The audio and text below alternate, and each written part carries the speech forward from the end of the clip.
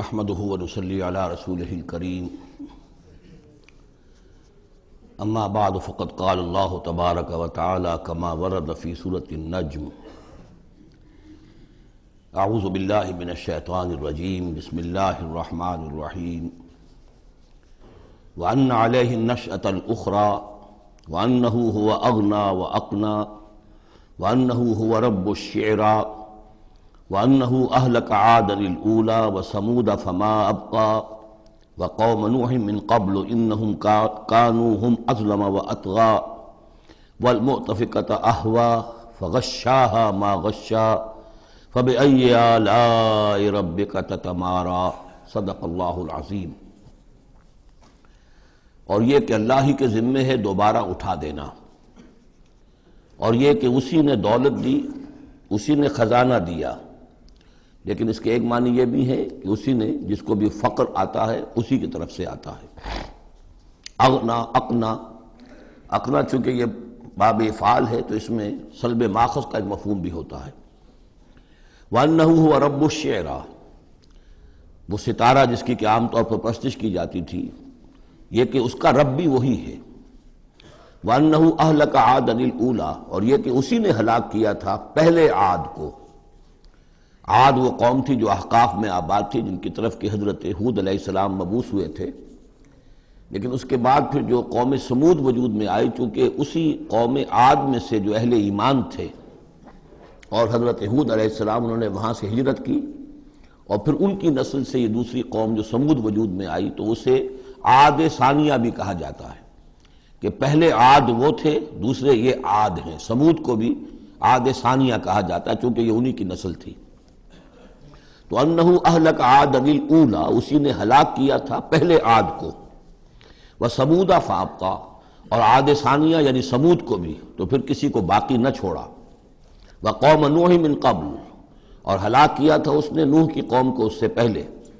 انہم کانوا هم اظلم واطغى، یقیناً وہ تو ان سے بھی بڑھ کر ظالم اور ان سے بھی بڑھ کر سرکش تھے۔ والمؤتفکۃ اہویٰ، اور وہ بستی کہ جسے اس نے پلٹ دیا تھا، الٹی ہوئی بستی کو اس نے پٹخ دیا، اس سے مراد ہے سدوم اور عمورہ کی بستیاں۔ فغشاها ما غشا، اور پھر اس کو ڈھانپ لیا جس چیز نے کہ ڈھانپ لیا۔ جب اس کے اوپر ایک دفعہ تو وہ زلزلہ آیا اور تلپٹ کر دیا، اور پھر اس پر کنکروں کی بارش ہوئی تھی۔ فغشاها ما غشا، تو وہ کنکروں کی بارش نے پھر ان کو ڈھانپ دیا۔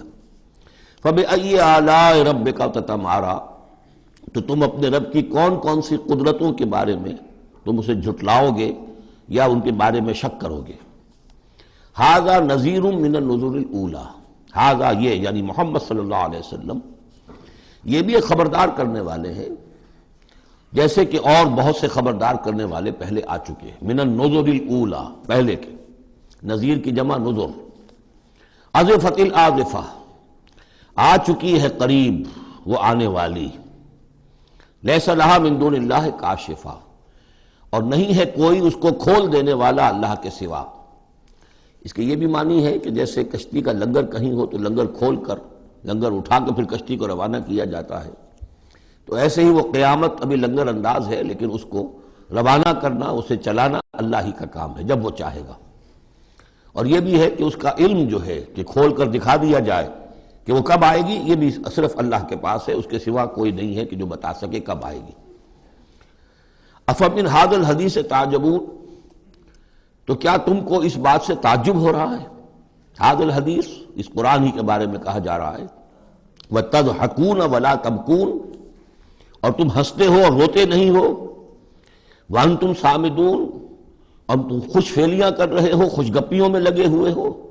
فاسجدوا للہ واعبدوا، بس سجدہ کرو اللہ کے لیے اور اسی کی بندگی کرو، اسی کی پرستش کرو۔ سجدہ کر لیجیے۔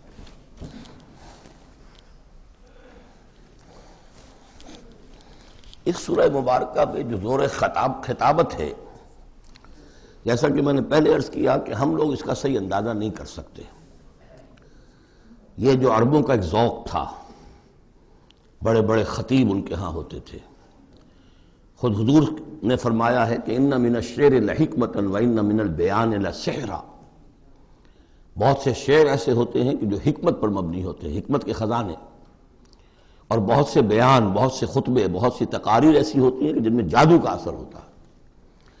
تو اس خطبے کے اندر جو خطابت کا جوش ہے، جیسا کہ میں نے عرض کیا، اب ظاہر بات ہے کہ وہ عرب اور خاص طور پر جو کہ پوری فصاحت اور بلاغت سے واقف ہوں وہ سمجھتے ہیں۔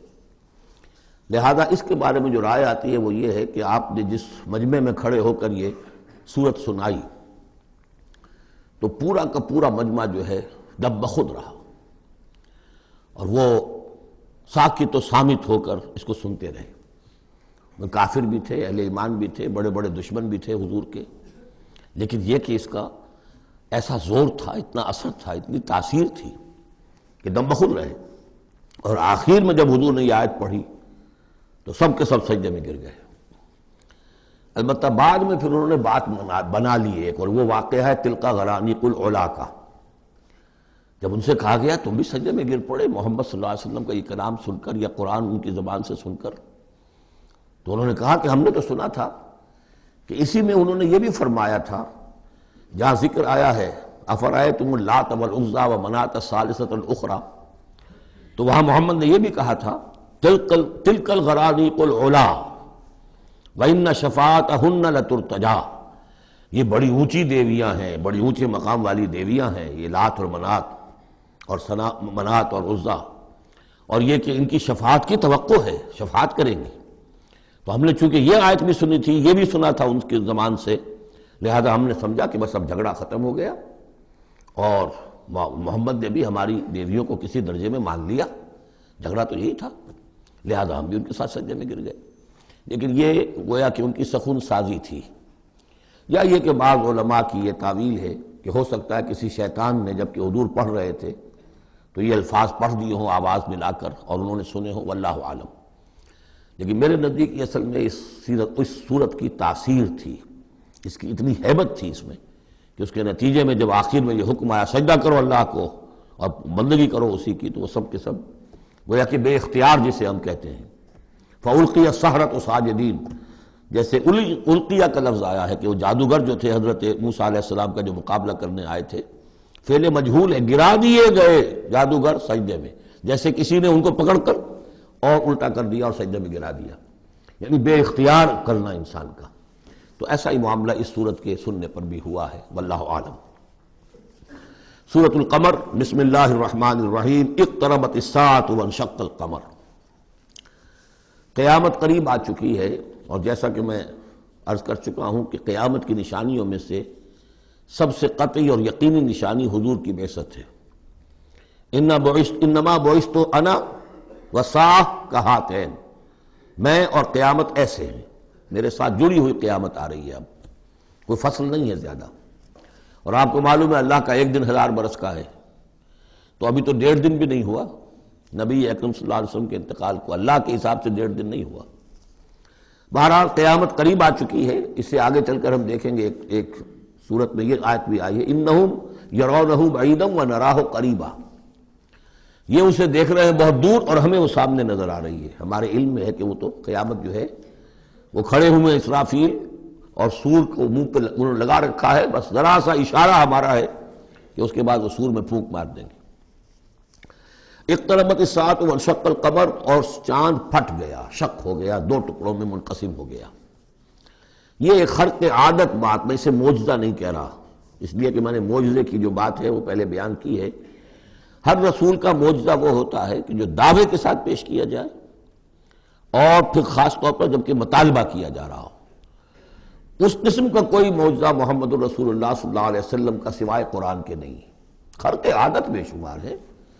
اولیاء اللہ کی کرامات ہوتی ہیں تو محمد رسول اللہ صلی اللہ علیہ وسلم کی کرامات جو ہیں وہ تو 1000 گنا ہوں گی۔ اسی قسم کا ایک واقعہ یہ ہے کہ آپ منا میں تشریف فرما تھے، اور بھی لوگ تھے، ان میں سے کسی نے کہا کہ کوئی نشانی ہو، آپ نے کہا آسمان کی طرف دیکھو، انگلی کی اور وہ چاند سب نے دیکھا کہ 2 ٹکڑے ہو کر ذرا سا ہٹ کر ایک دوسرے سے دور ہو کر پھر آ کر جڑ گئے۔ وانشق القمر۔ اب اس پر بعض لوگوں نے تو اس اعتبار سے اعتراض کیا جس اعتبار سے ہر خرق عادت کی تعویل کرنے کی کوشش کی ہے، سر سید احمد خان مرحوم اور ان کے مکتبہ فکر کے جو لوگ ہیں، لیکن بعض حضرات نے اس اعتبار سے بھی کہ تاریخی طور پر اس کا کوئی ثبوت نہیں ہے، لیکن یہ کہ یہ معلوم ہوتا ہے، ایک تو یہ کہ اس کا جواب یہ ہے کہ ظاہر بات ہے کسی جگہ پر دنیا میں اس وقت رات تھی، کسی وقت دن تھا، اس میں چاند کو دیکھنے کا سوال ہی نہیں۔ پھر یہ کہ جہاں چاند ہوتا ہے اس میں بھی سب لوگ ٹکٹکی باندھے ہوئے چاند کو تو نہیں دیکھ رہے ہوتے کہ آسمان میں کیا ہوا، اور چاند کا دو ٹکڑے ہو کر ذرا سا ہٹنا اس سے کیا فرق واقع ہوا ہوگا، روشنی اس کی جو کہ تو زمین پر رہی جو بھی تھی، تو کسی نے جو ہے خواب خواہ پلٹ کر دیکھا ہو۔ لیکن یہ کہ مالابار کے ساحل پر کوئی راجا تھا ہندو، اس نے یہ دیکھا تھا، اتفاق کی بات ہے کہ وہ اس وقت دیکھ رہا تھا آسمان کی طرف، اور وہ حیران ہوا، اس نے دیکھا کہ چاند پھٹا، دو ٹکڑے ہوئے، اور وہ ذرا فاصلے پر گئے، پھر جڑ گیا کر۔ بعد میں اسے جب اسلام کی یہ دعوت پہنچی اور یہ آیت بھی پہنچی تو اس نے اسی گواہی دی کہ میں اس کا چشمدید گواہ ہوں، پھر وہ اسلام لایا۔ واللہ اعلم۔ اقتربت الساعة وانشق القمر وإن يروا آية يعرضوا ويقولوا سحر مستمر، اور اگر وہ دیکھیں کوئی آیت، کوئی نشانی، تب بھی اعراض کریں گے اور کہیں گے کہ یہ تو جادو ہے جو چلا آ رہا ہے پہلے سے۔ وَكَذَّبُوا وَاتَّبَعُوا أَهْوَاءَهُمْ، اور انہوں نے تکذیب کی، جھٹلایا اور اپنی خواہشات کی پیروی کی۔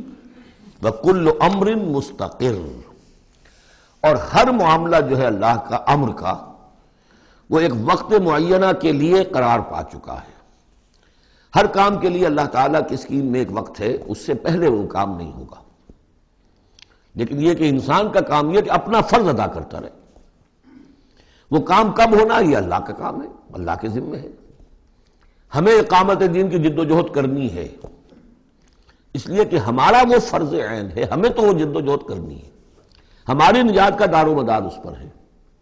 ہمارا کام یہ کہ سمجھیں اس جد و جہد کے لیے طریقہ کار کیا ہے، سیرت النبی سے اس کے لیے اخذ کریں، پھر یہ کہ اس کے کیا آداب ہیں، کیا شرائط ہیں، اور اس کے لیے جو ہے پوری طرح غور و فکر کریں، یہ بات دوسری ہے۔ پھر نظر ثانی بھی کرتے رہے، کیونکہ اب کوئی معصوم تو ہے نہیں کہ جس کے پاس وقتاً فوقتاً جو ہے وہی آ رہی ہو اور ہدایت مل رہی ہو۔ اجتہاد ہی ہے، اجتہاد میں خطا بھی ہو جاتی ہے، بڑے سے بڑے آدمی سے ہو سکتی ہے، لیکن یہ سب کچھ اپنی جگہ پر، فرض اپنی جگہ ہے، جد و جہد کرو۔ باقی ہو سکتا ہے تمہاری زندگی میں نہ آئے، کوئی پرواہ نہیں، تمہیں اپنا فرض ادا کرنا ہے، تم سرخرو ہو جاؤ اللہ کے ہاں کہ اللہ میں نے زندگی اسی کام میں لگا دی، بس تم کامیاب ہو جاؤ گے۔ باقی کب اللہ کو یہ کرنا یہ اللہ جانتا ہے۔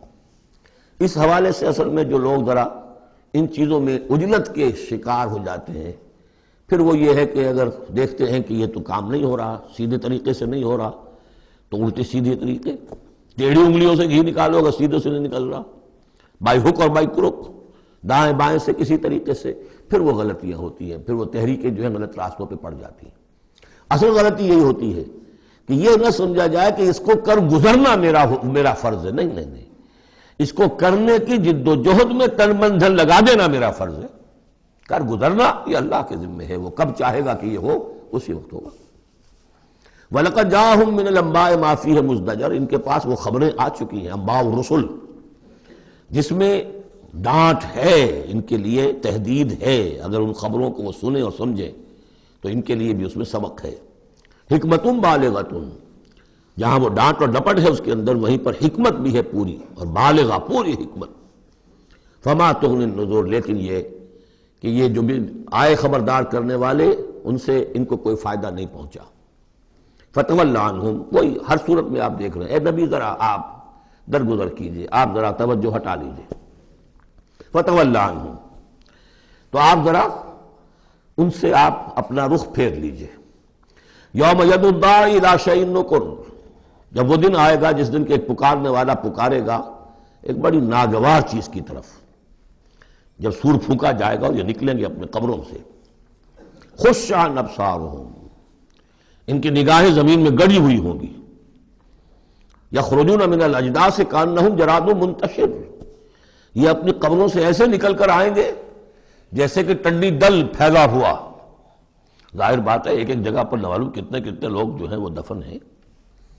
اب پورے 10,000 برس نسل انسانی زمین پر اگر رہی ہے، یا ہو سکتا ہے اس سے بھی زیادہ ہو، اللہ عالم، تو پھر یہ کہ آخر انسان جو نکلیں گے، جو بڑے بڑے شہر گنجان آباد علاقے تھے وہاں سے جو نکلیں گے ٹنڈی دل، جراد المنتشر، مہطعین الی الداعی، اور وہ دوڑتے ہوئے آئیں گے پکارنے والے کی پکار پر۔ یقول الکافرون ھذا یوم عسیر، ساتھ ہی وہ کافر جو ہیں کیونکہ جیسا کہ آگے چل کر ہم پڑھیں گے سورہ قیامہ میں بل الانسان علی نفسہ بصیرہ، ہر انسان کو معلوم ہوگا میں کتنے پانی میں ہوں، کہاں کھڑا ہوں، میں نے زندگی کہاں گزاری تھی۔ تو کافر کہیں گے یقول الکافرون ھذا یوم عاصر، یہ تو بڑا سخت دن ہے۔ کذبت قبلہم قوم نوح، اب دیکھیے کہ اس میں سورہ نجم میں انباء الرسل نہیں تھی، دلائل عقلی اور آیات آفاقی وہ ساری گفتگو تھی۔ اب یہاں پر یہ اس کا جوڑا ہے قمر، اس میں انباء الرسل ہے، وہی جوڑے کی جو سورہ انعام اور سورہ اعراف جو اس کا مکمل ترین سمجھیے کہ ایک مثال تھی، اس کے لیے ایک نمونہ، تو اسی طریقے پر آپ کو یہ تقسیم ملے گی۔ کذبت قبلہم قوم نوح، جھٹلایا تھا ان سے پہلے نوح کی قوم نے، فکذبوا عبدنا، انہوں نے ہمارے بندے کو جھٹلا دیا، وقالوا مجنون وازدجر، کہا مجنون ہے، پاگل ہو گیا ہے، اور جھڑک دیا گیا ہمارا وہ بندہ، ہمارا وہ جلیل قدر رسول۔ فدعا ربہ، تو اس نے پکارا اپنے رب کو، انی مغلوب فانتصر، میں تو اب مغلوب ہو گیا ہوں، مجھ پر غلبہ پا لیا اس قوم نے، بس میری مدد فرما اور انتقام لے۔ جیسے ہم پڑھ چکے ہیں وَلَقَدْ سَبَقَتْ كَلِمَتُنَا لِعِبَادِنَا الْمُرْسَلِينَ إِنَّهُمْ لَهُمُ الْمَنْصُورُونَ وَإِنَّ جُنْدَنَا لَهُمُ الْغَالِبُونَ، یہ بات تو ہماری بہت پہلے سے طے شدہ ہے ہمارے رسولوں کے بارے میں کہ ان کی مدد ہو کر رہے گی اور ہمارا لشکر جو ہوگا وہی غالب آ کر رہے گا۔ تو جب انہوں نے یہ دعا کی، دہائی دی انی مغلوب فانتصر ففتحنا ابواب السماء بماء منہمر، تو ہم نے کھول دیے آسمان کے دروازے اس پانی کے ساتھ جو پھر چھاجوں برستا رہا مسلسل۔ وفجرنا الارض عیونا، اور ہم نے زمین کو بھی پھاڑ دیا جگہ جگہ سے، چشمے اس میں سے نکال دیے۔ آسمان سے پانی برس رہا ہے، زمین کے چشمے جو ہے ابل پڑے ہیں، ہمالیہ کے چشمے ابلنے لگے، تو گویا کہ اس زمین پہ سے بھی چشمے جو ہے پھوٹ گئے۔ فجرنا الارض عیونا فالتقى الماء، پانی مل گیا، آسمان سے برسنے والا پانی اور زمین کے چشموں میں سے نکلنے والا پانی دونوں نے مل کر فالتقى الماء على امر قد قدر، ایک ایسی بات کے لیے کہ جو طے ہو چکی تھی، جس کا اللہ کی طرف سے فیصلہ ہو چکا تھا، یعنی پوری قوم کے غرق ہونے کی بات۔ وحملناه على ذات الواح ودسر، اور ہم نے اسے سوار کرا دیا اس چیز میں کہ جو بنی ہوئی تھی لکڑی کے تختوں اور کیلوں سے، یعنی کشتی۔ تجری بأعیننا، اور وہ کشتی چل رہی تھی ہماری نگاہوں میں، ہم دیکھ رہے تھے ہمارے سامنے۔ جزاء لمن کان کفر، اور یہ بدلہ تھا اس کا، اس کے لیے کہ جس کی ناقدری کی گئی تھی، ہم نے اسے بچایا اور اس کے ساتھ اس کے صاحب ایمان ساتھیوں کو بچایا۔ وَلَقَدْ تَرَكْنَاهَا، اور ہم نے اسے چھوڑ دیا ہے، آیتاً، ایک نشانی کے طور پر، فَهَلْ مِن مُدَّكِرٍ، تو ہے کوئی کہ جو اس سے نصیحت اخذ کرے۔ جیسا کہ میں نے عرض کیا، یہ کشتی بھی جیسے شداد کی جنت جو ہے اب دنیا میں معلوم ہو گئی ہے کہ وہ نیچے ریت کے اندر دبی ہوئی موجود ہے، اور جیسے یہ حضرت لوط جہاں بھیجے گئے تھے ان شہروں کے بھی کھنڈرات اب معلوم ہو گیا ہے کہ سمندر کی تہہ میں موجود ہیں، اسی طرح سمجھ لیجئے کہ وہ کشتی بھی ایک روز کھل کر سامنے آ جائے گی۔ فَكَيْفَ كَانَ عَذَابِي وَنُذُرِ، تو کیسا ہوا میرا عذاب اور میرا خبردار کرنا، کھڑکھڑا دینا اور ڈرا دینا۔ وَلَقَدْ يَسَّرْنَا الْقُرْآنَ لِلذِّكْرِ فَهَلْ مِن مُدَّكِرٍ، یہ ہے وہ چیلنجنگ انداز قرآن کا، ہم نے تو قرآن کو آسان کر دیا ہے نصیحت اخذ کرنے کے لیے، سبق حاصل کرنے کے لیے، رہنمائی حاصل کرنے کے لیے، تو فَهَلْ مِن مُدَّكِرٍ، تو ہے کوئی جو اس سے سبق حاصل کرے۔ جو لوگ اس صورت کو آج پڑھ رہے ہیں، اور یہ 4 دفعہ یہ آنی ہے یہ آیت، یہ ترجیحی آیت ہے، دوہرا کر آ رہی ہے یہاں پر، یہ آپ میں سے ہر ایک کے لیے اللہ تعالیٰ کی طرف سے ایک اتمام حجت ہے کہ آپ اگر اب بھی کمر نہیں کستے، عربی سیکھنے کے لیے وقت نہیں نکالتے، قرآن کو سمجھنے کا اگر عزم مصمم نہیں کرتے، تو گویا کہ اللہ تعالیٰ کی طرف سے جو پرسش ہے اور جو پوچھا جائے گا وہ اور سخت ہو جائے گی۔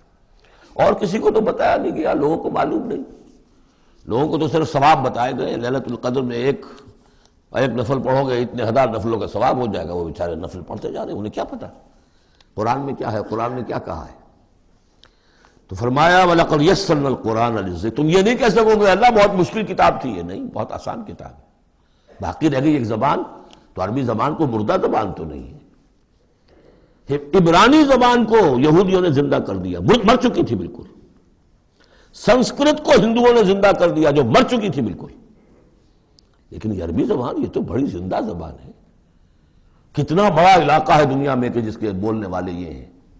آج کوئی انٹرنیشنل فورم ایسا نہیں ہے جس میں عربی زبان میں ترجمہ ساتھ نہ ہوتا ہو. یہ تو دنیا کی مانی ہوئی چوٹی کی زبانوں میں سے ہے. اردو کا ترجمہ نہیں، حالانکہ بڑی تعداد میں لوگ ہیں اردو بولنے والے بھی، لیکن یو این او میں یا کہیں اور اس طرح کے اداروں میں اردو کا ترجمہ نہیں ہے. لیکن جن زبانوں میں وہاں سائملٹینیس ترجمے ہوتے ہیں ان میں عربی زبان شامل ہے. تو لیونگ لینگویج ہے، زندہ زبان ہے، سیکھنے میں کیا دقت ہے. وَلَقَدْ يَسَّرْنَا الْقُرْآنَ لِلذِّكْرِ فَهَلْ مِن مُدَّكِرٍ كَذَّبَتْ عَادٌ فَكَيْفَ كَانَ عَذَابِي وَنُذُرِ. جھٹلایا تھا قوم عاد نے بھی، تو کیسا رہا میرا عذاب اور میرا خبردار کرنا. اِنَّا أَرْسَلْنَا عَلَيْهِمْ رِيحًا صَرْصَرًا. ہم نے ان پر مسلط کر دی، بھیج دی ان پر ایک تند ہوا. فی یوم نحس مستمر، ایک منحوس دن میں، نحوست والے دن میں. اور پھر وہ ہوا چلتی چلی گئی. تنزع الناس، وہ اکھاڑتی تھی لوگوں کو. جیسے آپ کسی درخت کے تنے کو اکھاڑتے ہیں تو اس طرح وہ ہوا لوگوں کو اکھاڑتی تھی. کأنہم اعجاز نخل منقعر، گویا کہ وہ تنے ہیں یا جڑیں ہیں کھجور کی، اکھڑی ہوئی یا کھوکھلی. تو وہ اس طریقے سے وہ، اور چونکہ بڑے طویل القامت لوگ تھے تو وہ پھر جب گرے ہیں مر مر کر پٹک پٹک کر، جب کہ ہوا نے ان کو پٹکا ہے اور مرے ہیں، تو جو پڑے ہوئے تو معلوم ہوتا تھا کہ کھجوروں کے تنے پڑے ہوئے. فَكَيْفَ كَانَ عَذَابِي وَنُذُرِ. تو کیسا رہا میرا عذاب اور میرا خبردار کرنا. وَلَقَدْ يَسَّرْنَا الْقُرْآنَ لِلذِّكْرِ فَهَلْ مِن مُدَّكِرٍ. پھر دوہرا دیا گیا، پھر کان کھول کر سن لیجیے. ہم نے تو اس قرآن کو آسان کر دیا ہے سبق حاصل کرنے کے لیے، نصیحت اخذ کرنے کے لیے. تو ہے کوئی کہ جو اس سے سبق حاصل کرے، رہنمائی اخذ کرے. کذبت ثمود بالنذر، اسی طرح قوم ثمود نے بھی جھٹلایا خبردار کرنے والوں کو. فقالوا ابشرا منا واحدا نتبعہ، کیا ہمارے اندر ہی سے ایک شخص، ہم اس کی پیروی کریں، اس کی پیروی کریں گے ہم. یہ کون ہے؟ صالح، ہمارا ایک فرد ہے، ہماری قوم کا ہے. بشرا منا واحدا، ہمارا ہی ایک بشر، ہم ہی میں سے. نتبعہ، ہم اس کے پیچھے چلیں گے، اس کا کہنا مانیں گے، اس کی پیروی کریں گے، اس کی اطاعت کریں گے. انا اذا لفی ضلال وسعور، پھر تو ہم گویا کہ اپنے ہاتھوں اپنے آپ کو ڈال دیں گے گمراہی کے اندر بھی اور آگ کے اندر بھی. شعیر کی جمع ہے یہ سعور. یعنی یہ ہمیں خبر دے رہا ہے کہ آخرت میں اگر تم نے مجھے نہ مانا تو جہنم میں جھونکے جاؤ گے. ان کو مان کر ان کے پیچھے چلے تو گویا کہ ہم نے اپنے آپ کو یہی جہنم میں جھونک دیا. اَوْلْقِیَ الذِّکْرُ عَلَیْہِم مِّن بَینِنَا، کیا ذکر انہی پر القاء کیا گیا ہمارے مابین؟ کوئی اور نہیں ملا تھا بڑا چودھری ہمارا؟ بل ہوا کذاب و نشر، نہیں یہ جھوٹا ہے اور شیخی خورا ہے، خام خواہ جو ہے بڑائی مار رہا ہے کہ مجھ پر وہی آئی ہے. سَيَعْلَمُونَ غَدًا مَنِ الْكَذَّابُ الْأَشِرُ. بتا دیا گیا کہ کل ہی تمہیں معلوم ہو جائے گا، عنقریب معلوم ہو جائے گا کون جھوٹا ہے کون شیخی خورا ہے، صالح یا تم. اِنَّا مُرْسِلُ النَّاقَةِ فِتْنَةً لَهُمْ، ہم بھیج دیتے ہیں. یہ اونٹنی کا جو معجزہ انہوں نے طلب کیا تھا یہ ان کے لیے فتنہ ہے، ان کے لیے آزمائش ہے.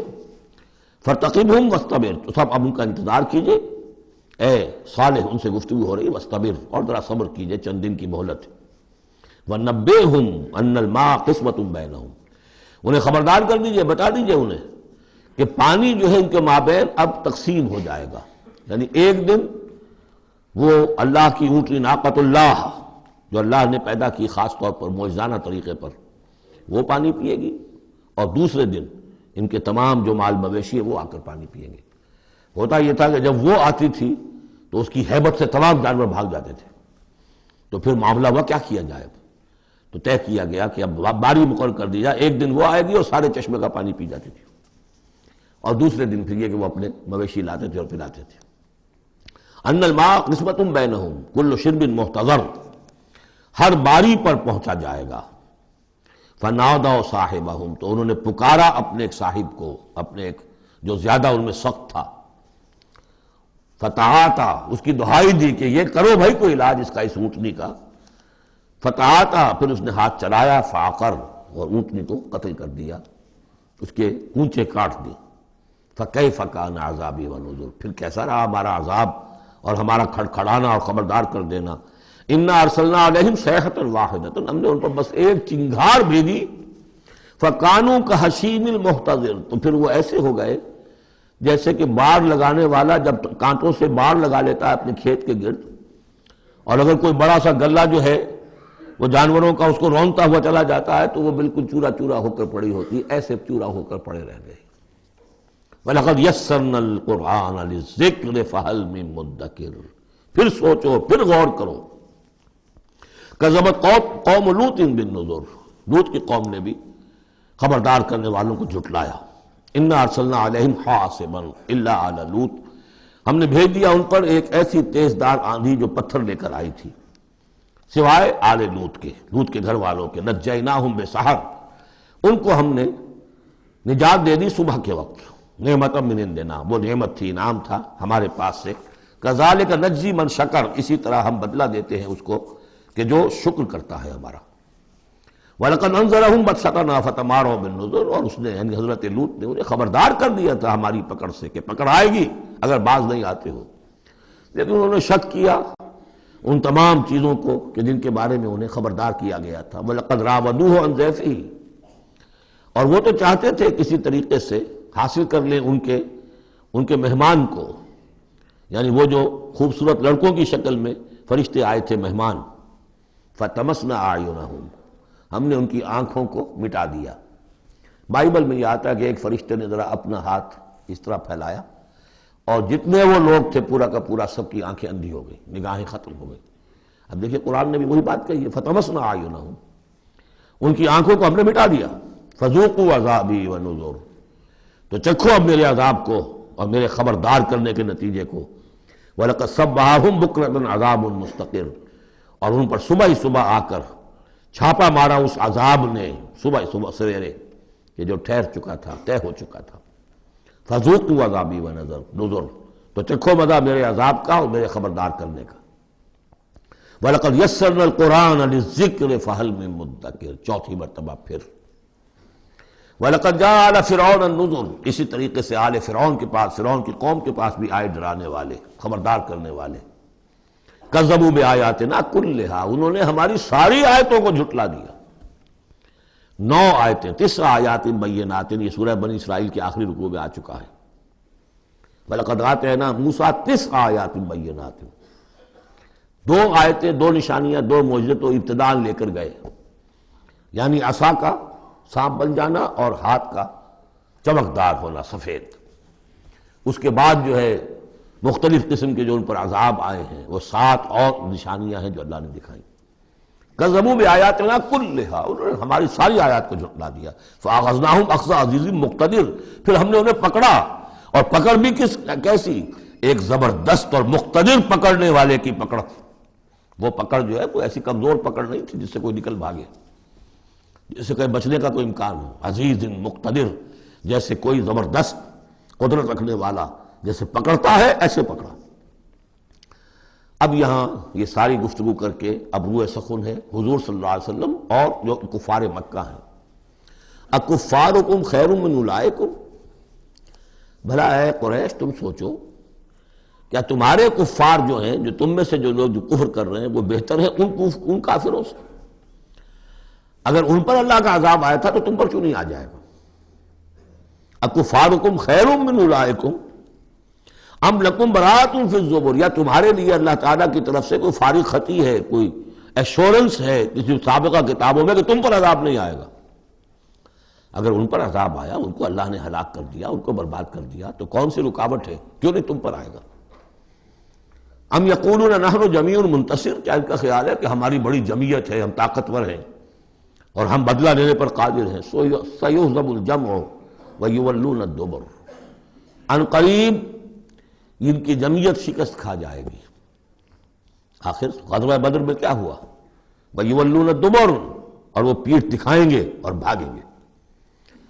تو روایت سیرت میں جو آتا ہے واقعہ کہ حضور نے جو طویل دعا کی اور طویل سجدہ کیا بدر سے ایک شب پہلے، طویل ترین دعا آپ نے کی، طویل ترین سجدہ کیا، اس میں جو دعا کی اس میں یہاں تک الفاظ آئے کہ اللہ اگر یہ سب ہلاک ہو گئے جو میری 15 برس کی کمائی ہے جو میں نے لا کر میدان میں ڈال دی، پھر قیامت تک تیری بندگی کرنے والا کوئی نہیں ہوگا۔ کیوں؟ کہ میں تیرا آخری رسول ہوں، میرے بعد کوئی نبی نہیں، کوئی رسول نہیں، میری 15 برس کی کمائی یہ ہے جو میں نے لا کے یہاں ڈال دی۔ تو اس کے بعد پھر حضرت ابوبکر نے بھی کہا، وہ پہرے پر کھڑے ہوئے تھے کہ بس حسبک حسبک، حضور بس کیجئے بس کیجئے، لیکن عین اسی وقت پھر یہ آپ نے سر اٹھایا تو کہا، یہی آیت پڑھتے ہوئے آپ کی زبان مبارک پر یہ آیت جاری تھی اس وقت، سَيُهْزَمُ الْجَمْعُ وَيُوَلُّونَ الدُّبُرَ، یہ جمعیت جو ہے ہزار کی یہ شکست کھا جائے گی اور یہ سب پیٹھ دکھا کر بھاگیں گے۔ بَلِ السَّاعَةُ مَوْعِدُهُمْ وَالسَّاعَةُ أَدْهَىٰ وَأَمَرُّ، بلکہ یہ تو چھوٹے موٹے عذاب ہیں جو دنیا میں آئیں گے، شکست ہو جائے گی اور کچھ مارے جائیں گے 70 ان کے، یا کچھ اور ہو جائے گا، یا ذلت ہو جائے گی، رسوائی ہو جائے گی۔ سن 9 ہجری میں اعلان عام کر دیا جائے گا قتل عام کا، اور پھر یہ جو ہے پھر یہ ایمان لائیں گے یا عرب چھوڑ کے بھاگ جانے پر مجبور ہو جائیں گے۔ لیکن یہ چھوٹی چیزیں ہیں، بل الساعۃ موعدہم، اصل جو ان کے وعدے کا وقت ہے وہ ہے قیامت، والساعۃ ادھیٰ وامر، اور وہ قیامت جو ہے وہ بہت بڑی آفت بھی ہے اور بہت کڑوی بھی ہے۔ مرن کہتے کڑوے کو، اور امر سب سے زیادہ کڑوی۔ ان المجرمین فی ضلال وسعور، یقیناً یہ مجرم جو ہے یہ بھٹکے ہوئے بھی ہے اور یہ آگ کے مختلف طبقات کے اندر ہوں گے۔ یوم یسحبون فی النار علی وجوہہم، جس دن کہ یہ گھسیٹے جائیں گے آگ میں ان کے چہروں کے بل۔ ذوقوا مس سقر، کہا جائے گا ذرا اس آگ کے مس ہونے کا مزہ چکھو۔ انا کل شیء خلقناہ بقدر، یقیناً تمام چیزیں جو ہم نے پیدا کی ہیں ایک اندازے کے مطابق پیدا کی ہیں۔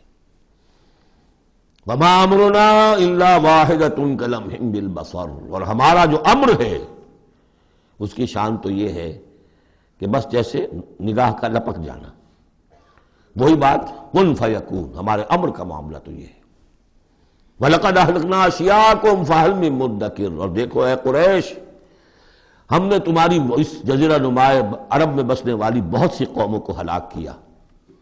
فَهَلْ مِن مُدَّكِرٍ، تو کوئی ہے اس سے سبق حاصل کرنے والا؟ یعنی ایک قرآن ہے جو تمہارے لیے تذکر کا سورس ہے، ایک وہ تاریخ ہے، آیات تاریخیہ، ایام اللہ، ان سے تم سبق حاصل کر سکتے ہو۔ ایک آیات آفاقی و انفسی ہیں، ان سے سبق حاصل کر سکتے ہو۔ وَكُلُّ شَيْءٍ فَعَلُوهُ فِي الزُّبُرِ، اور وہ تمام کام جو یہ کر رہے ہیں یہ صحیفوں میں لکھے جا رہے ہیں، ریکارڈ ہو رہے ہیں۔ وَكُلُّ صَغِيرٍ وَكَبِيرٍ مُسْتَطَرٌ، اور ہر چھوٹی چیز بھی بڑی چیز بھی لکھی جا رہی ہے۔ یہی بات ہم نے وہاں پڑھی تھی سورہ کہف میں، وَوُضِعَ الْكِتَابُ فَتَرَى الْمُجْرِمِينَ مُشْفِقِينَ مِمَّا فِيهِ وَيَقُولُونَ يَا وَيْلَتَنَا مَا لِهَذَا الْكِتَابِ لَا يُغَادِرُ صَغِيرَةً وَلَا كَبِيرَةً إِلَّا أَحْصَاهَا وَوَجَدُوا مَا عَمِلُوا حَاضِرًا۔ اس وقت وہ کافر چیخ اٹھیں گے کہ یہ کیسی کتاب ہے، کیسا اعمال نامہ ہے، کیسا ریکارڈ ہے کہ اس نے کسی چھوٹی سی چھوٹی مائنیوٹس ڈیٹیلز کو بھی کمٹ نہیں کیا ہے، بڑی چیزیں بھی ہیں چھوٹی بھی ہیں۔ تو یہاں بھی فرمایا کل صغیر و کبیر مستطر، ان المتقین فی جنات و نہر، یقیناً ہمارے خدا ترس بندے، ڈرنے والے بندے، آخرت کا کے خیال سے لرزاں و ترساں رہنے والے بندے، ہمارے احکام کی پابندی کرنے والے بندے، دنیا کی زندگی میں پھونک پھونک کر قدم رکھنے والے بندے، وہ ہوں گے باغات میں اور نہروں میں، چشموں میں۔ فی مقعد صدق عند ملیک مقتدر، ان کا بہت اعلیٰ رتبہ ہوگا۔ قدم صدق، یہ سورہ یونس میں بھی آ چکا ہے، قدم صدق عند ربہم، عند ملیک، اس بادشاہ کے مقرب ہو جائیں گے، قریب ہوں گے، مقتدر، شہنشاہ ارض و سما جو مقتدر ہے اس کے مقربین میں ان کا شمار ہوگا۔ اللہم ربنا اجعلنا منہم، اللہم ربنا اجعلنا منہم، اللہم ربنا اجعلنا منہم، آمین یا رب العالمین۔ سورۃ الرحمن اور سورۃ الواقعہ یہ آخری جوڑا ہے۔ میں نے عرض کیا تھا شروع میں کہ یہ 7 سورتیں جو ہیں ان میں سے سورہ قاف منفرد ہے، سورہ زاریات، سورہ طور جوڑا ہے، سورۃ النجم، سورۃ القمر جوڑا ہے، سورۃ الرحمن، سورۃ الواقعہ، یہ جوڑا ہے۔ یہ جوڑا بڑا عجیب ہے۔ قرآن مجید کی یہ دو صورتیں ایسی ہیں کہ نبوت، رسالت، وحی، ان تینوں کے ذکر سے بالکل خالی، ذکر ہی نہیں۔ ہر صورت کا اپنا ایک مزاج ہے، اپنی ایک خاص شان ہے اس میں۔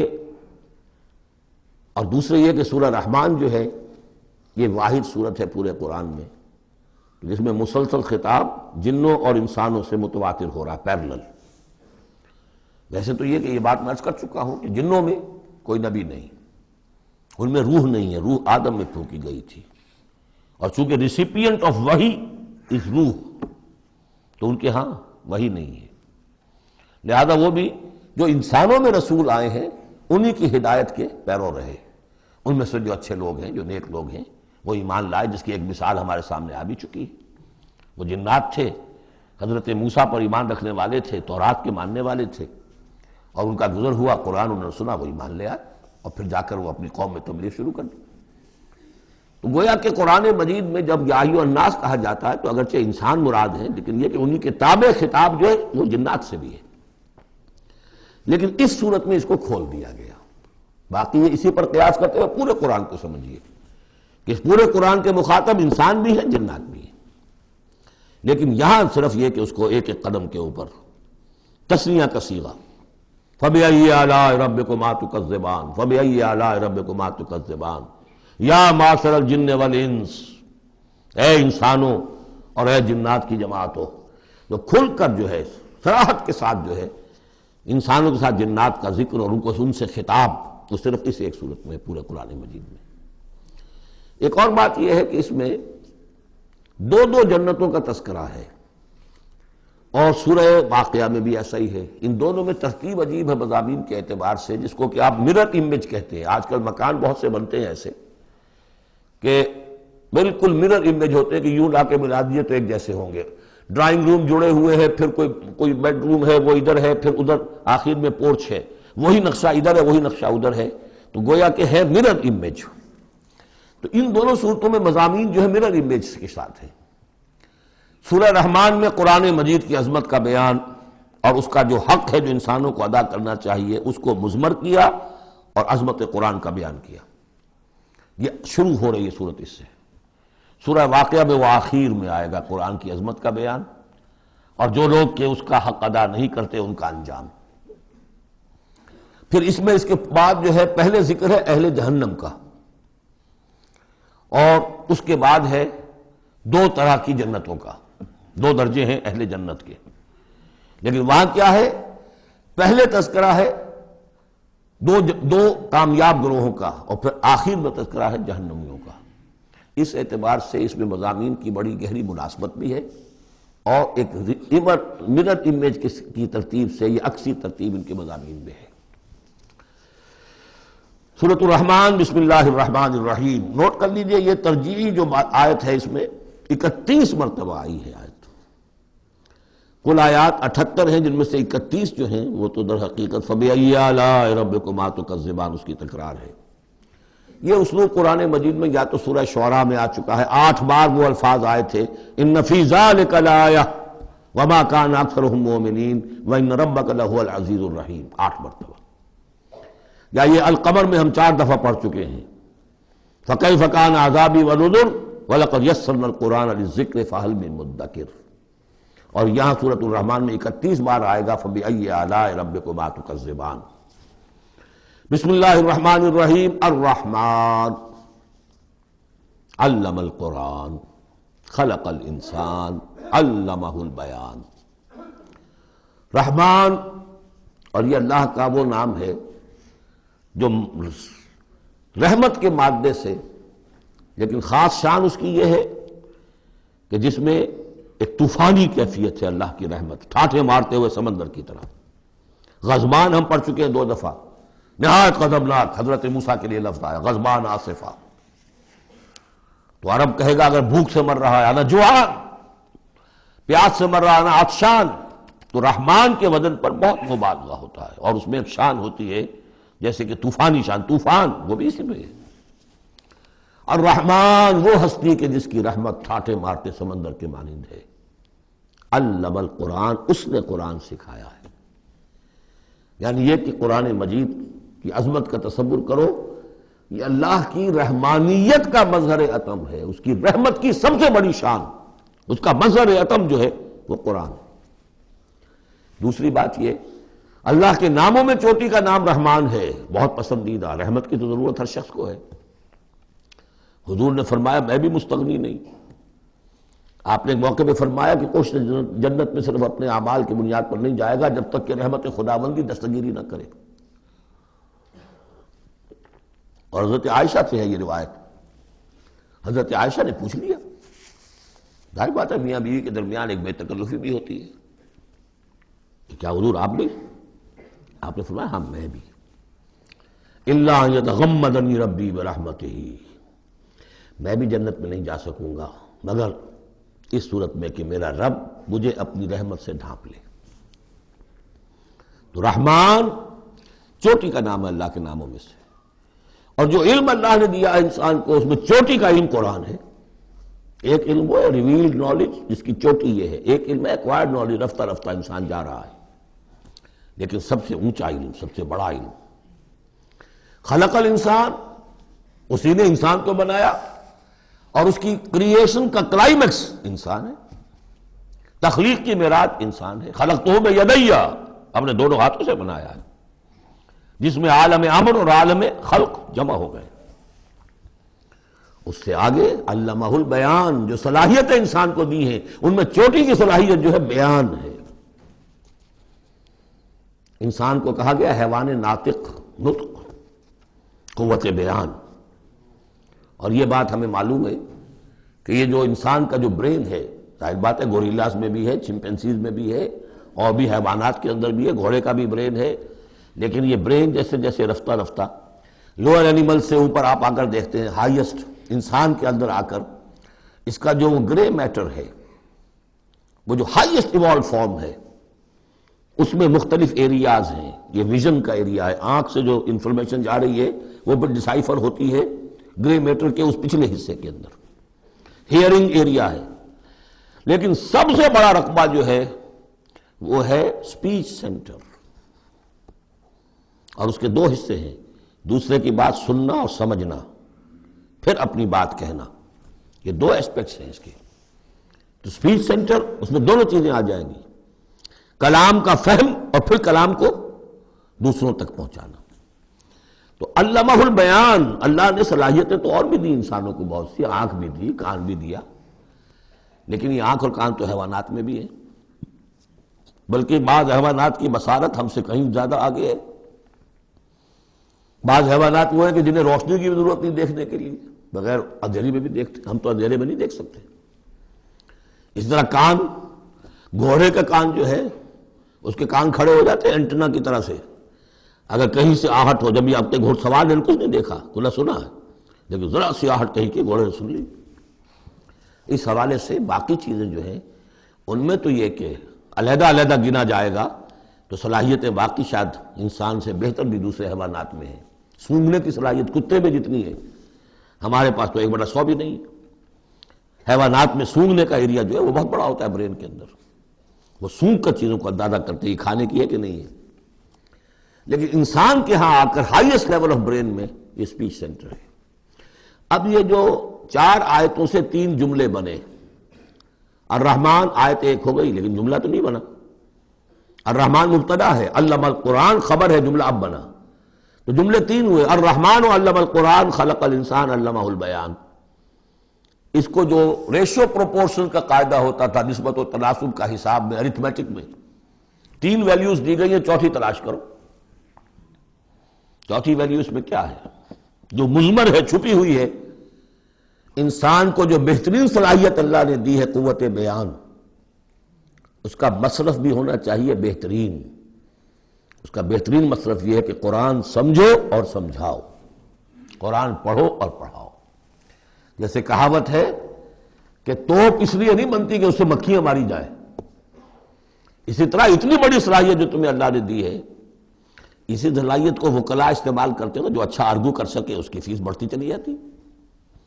ڈیماگوگ کوئی لیڈر ہے بڑی اچھی تقریر کر سکتا ہے، وہ مرنے مارنے پر جو ہے مجمع کو آمادہ کر دے گا، لوگوں کو آمادہ کر دے گا، وہ اپنی گردنیں کٹوا دیں گے، لیڈر بن جائے گا۔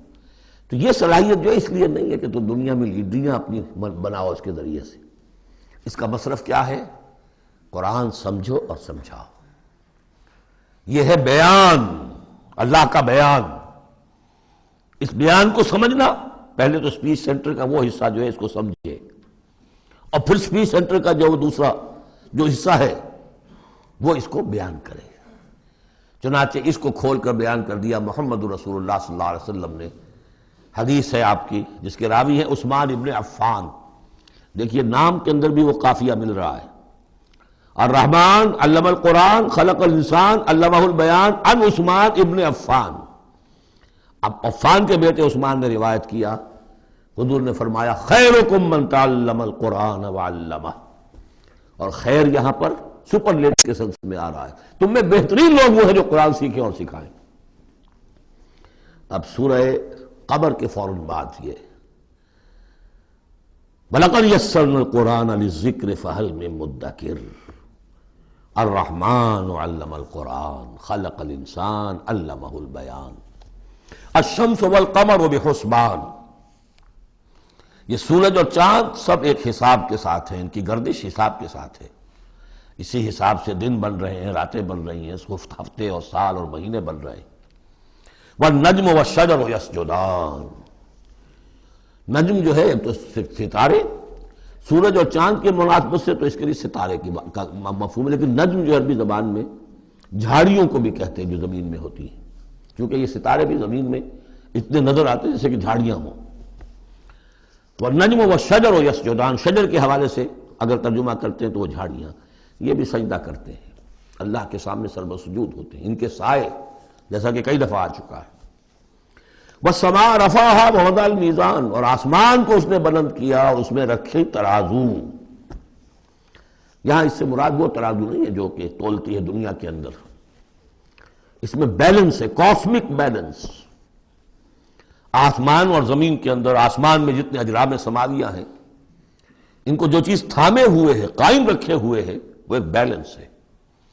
جو کشش ثقل ہے، ان کی مختلف، یہ سب ایک دوسرے کو کھینچ رہے ہیں، اور ادھر ادھر سے دونوں طرف سے جو کھینچ ہے وہ ہر کرے کو اپنی جگہ پر رکھے ہوئے ہیں۔ یہ بیلنس جب ذرا سا گڑبڑ ہوگا اور یہ کرے آپس میں ٹکرا جائیں گے۔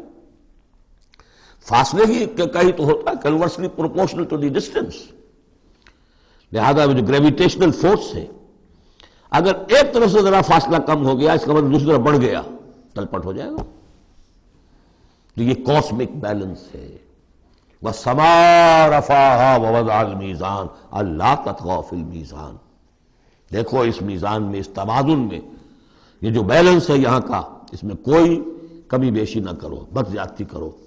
وَأَقِيمُوا الْوَزْنَ بِالْقِسْطِ وَلَا تُخْسِرُوا الْمِيزَانَ، اور قائم رکھو وزن کو قسط کے ساتھ، عدل کے ساتھ، اور اس کے اندر کہیں کوئی کمی نہ کرو، نہ تطغوا نہ تخسروا، نہ کمی نہ زیادتی۔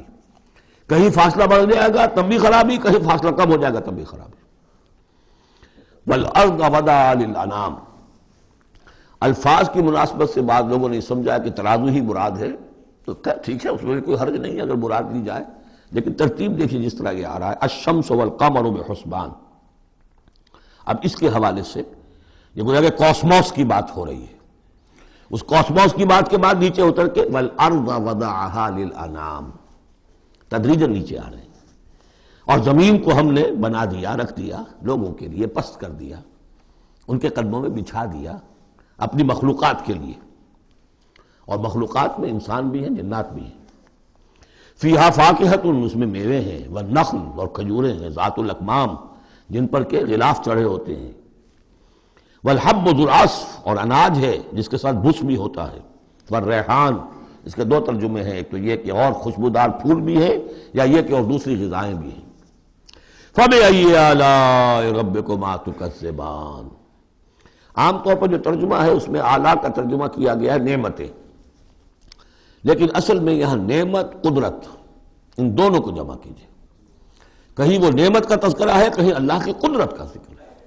اس کی قدرت کی نشانیاں ہیں. فَبِأَيِّ آلَاءِ رَبِّكُمَا تُكَذِّبَانِ، تو تم اپنے رب کی کون کون سی نعمتوں اور قدرتوں کا انکار کرو گے. تکذبان صیغہ ہے تثنیہ کا، دونوں سے خطاب ہو رہا ہے، انسانوں سے اور جنوں سے، اور یہ بات آگے چل کر واضح ہو جائے گی. خلق الانسان من صلصال کالفخار، ہم نے بنایا انسان کو اس صلصال سے، اس سوکھی ہوئی خشک مٹی سے، وہ گارا سنا ہوا گورا، صلصال من حمإ مسنون، اور جب وہ اتنا سوکھ گیا کہ کھنکنے لگا، کالفخار جیسے ٹھیکرا ہوتا ہے، اسے بنایا. وَخَلَقَ الْجَانَّ مِن مَارِجٍ مِّن نَار، اور جنات کو ہم نے بنایا آگ کی لپٹ سے، جس کو کہ ہم اس سے پہلے پڑھ چکے ہیں سورہ ہجر میں، نار السموم، لو جیسی ہوتی ہے جس کے اندر کی آگ ہوتی ہے. تو ایسے ہی وہ جو فلیم ہوتا ہے، شعلہ، اس کا ایک حصہ تو ہے جو نظر آتا ہے اور ایک حصہ وہ جو نظر نہیں آتا. وہ جو اوپر کا حصہ ہے وہ ہے جب سب سے زیادہ ہیٹ ٹیمپریچر ہائیسٹ وہاں ہوتا ہے، وہ ہے مارج من نار. فَبِأَيِّ آلَاءِ رَبِّكُمَا تُكَذِّبَانِ، رب المشرقین و رب المغربین، وہ رب ہے مشرقوں کا بھی، دونوں مشرقوں کا اور دونوں مغربوں کا. یہ تسنیہ کی جو مناسبت سے یہاں پر مشرقین و مغربین کہا، کہیں مشارق والمغارب ہے، رب المشارق والمغارب، کہیں مشرق و مغرب ہے، اور یہ سب ٹھیک ہے. مشرق و مغرب واحد کی حیثیت سے بھی درست ہے. اور مشرقین اور مغربین، اس وقت کا جو مشرق ہے جہاں سورج نکل رہا ہے، اس کے مقابلے میں مغرب ہے جہاں وہ ڈوبے گا. لیکن وہی مغرب وہ مشرق ہے دوسرے، ہمارا جو پیچھے جو حصہ ہے گلوب کا، اس کا مشرق ہے، اور جو ہمارا مشرق ہے وہ اس کا مغرب ہے. تو دو مشرق دو مغرب. پھر یہ کہ ہر نقطہ جو ہے زمین پر وہ مشرق بھی ہے مغرب بھی ہے. کسی نہ کسی وقت وہاں پر سورج جو ہے طلوع ہو رہا ہے، کبھی وہاں پر غروب ہو رہا ہے. تو مشارق والمغارب. لیکن یہاں پر تسنیہ کی مناسبت سے رب المشرقین و رب المغربین، دونوں مشرقوں کا رب مالک اور دونوں مغربوں کا. فَبِأَيِّ آلَاءِ رَبِّكُمَا تُكَذِّبَانِ مَرَجَ الْبَحْرَيْنِ يَلْتَقِيَانِ، اس نے چلا دیے دو دریا جو آپس میں ملے ہوئے بھی ہیں، بَيْنَهُمَا بَرْزَخٌ لَا يَبْغِيَانِ، لیکن ان کے مابین ایک ایسا پردہ حائل ہے کہ وہ ایک دوسرے میں گھستے نہیں ہیں، داخل نہیں ہوتے، اپنی حد کے اندر رہتے ہیں. یہ ہیں گرم روئیں چلتی ہیں ٹھنڈے پانی کے سمندر میں، یا جیسے کہ کابل پر نظر آتا ہے دو دریا چل رہے ہیں، دریائے سندھ کا پانی علیحدہ نظر آ رہا ہے اور دریائے کابل کا علیحدہ نظر آ رہا ہے، اور یہ اٹک پر نظر آتا ہے، اور کافی دور تک پھر یہ علیحدہ علیحدہ چلتے نظر آتے ہیں. فَبِأَيِّ آلَاءِ رَبِّكُمَا تُكَذِّبَانِ يَخْرُجُ مِنْهُمَا اللُّؤْلُؤُ وَالْمَرْجَانُ، اور ان دونوں سے نکلتے ہیں موتی بھی اور مونگے بھی.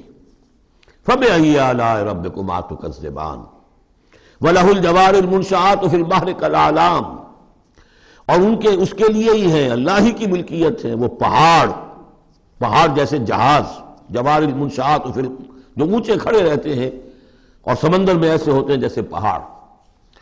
پچھلے زمانے میں بھی تو اگرچہ بادبانی ہوتے تھے، لیکن جب بادبان کھل جاتے تھے تو بڑی اونچی جو ہے بادبان ہوتے تھے ان کے، پہاڑ کی طرح، پہاڑیاں چھوٹی چھوٹی. اور آج جو کچھ چلتے ہیں بڑے بڑے جہاز، ان کو تو دیکھیں تو واقعی تو وہ پہاڑ ہوتے ہیں سمندر میں. فَبِأَيِّ آلَاءِ رَبِّكُمَا تُكَذِّبَانِ كُلُّ مَنْ عَلَيْهَا فَانٍ. اب یہ جو یہاں آئی ہیں اب تک آیات، اللہ کی صنائی، اللہ کی قدرت نوٹ کریں گے جب ہم سورہ واقعہ پڑھیں گے.